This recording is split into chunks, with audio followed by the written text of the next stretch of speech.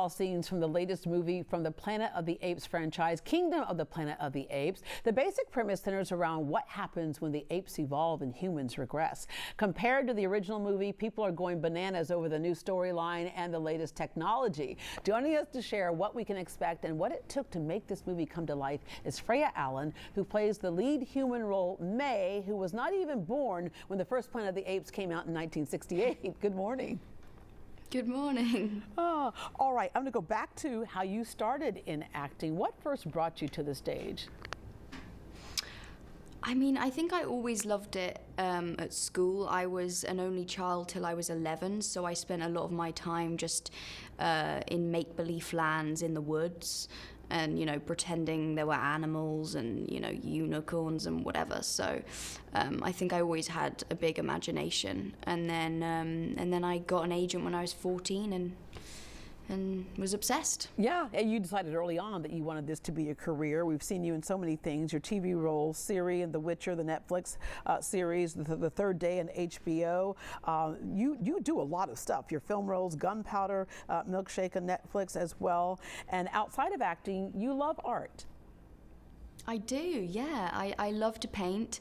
That was kind of my the other thing that I did. You know, I've always loved since I was, you know, very little.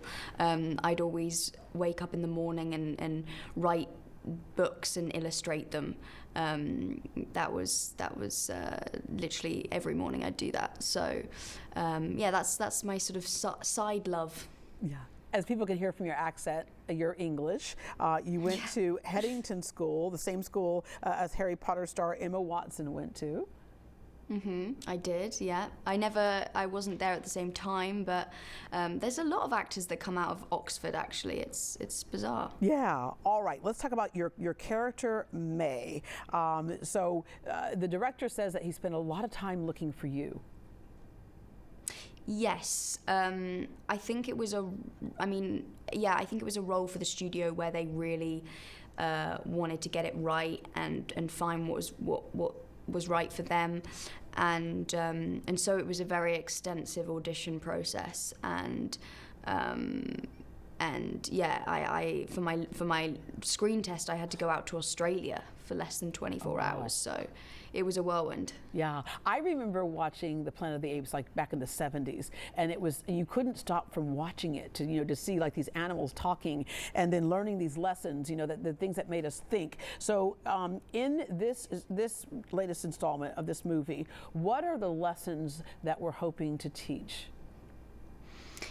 I mean, I think at the center of the story between Noah, the lead ape, and my character May, they've both grown up with very specific views of one another, and in meeting each other, that is completely flipped on its head, and they are forced to kind of question everything that they've ever been told of one another, because they see so much of themselves in one another, and that surprises them and kind of changes, how they move in the rest of the film and potentially their futures. So I think that is that looking beyond what you've been told, and actually being face to face with someone and gaining your idea of them off of that, I think is something that we can definitely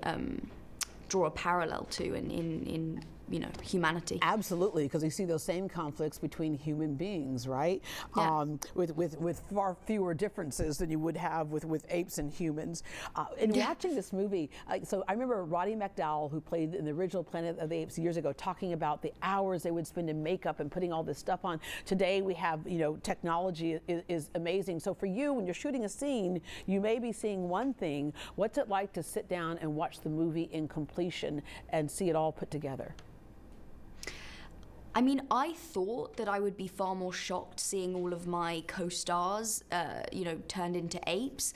But because Weta is so amazing at capturing their performances, I genuinely watched and just saw all of the actors in these apes, that it wasn't as strange as I thought it was going to be, because they've captured everything that they did in front of me. Yeah. And it's incredible, the technology. It's insane. Well, I cannot wait to see the movie, but I want to end with, we have a large theater scene here in Houston, and young people ask me all the time, what's the best way to get started in this business? I mean, the best way is to do the business, right? No matter where you're doing it at. But you're one of those actors who's been able to do so many different things. What's your best advice for a young actor? My best advice would be take all the opportunities that are presented to you. You know, there's been so many times I've gone to auditions where I've seen the briefing and I know I'm not going to get the role, but you never know what's going to come from it, and also you learn so much from doing that. And you know, there's roles I've gone in for where I know I'm not right for it, but then I've got a different role out of it, and it's all an opportunity to learn. And so that would be my advice. Just take every opportunity and go for it. Yeah, because like you present yourself and they may see you in a different role. Like you said, like I'm going to show up for, you know, the supermodel role, even though I wouldn't get that. Anyway, Freya, thank you so much. Thank you so much. Thank you so much. Bye-bye. Right. Kingdom of the Planet of the Apes hits theaters on Friday. To learn more about the film or Freya Allan, visit our website at greatdayhouston.com.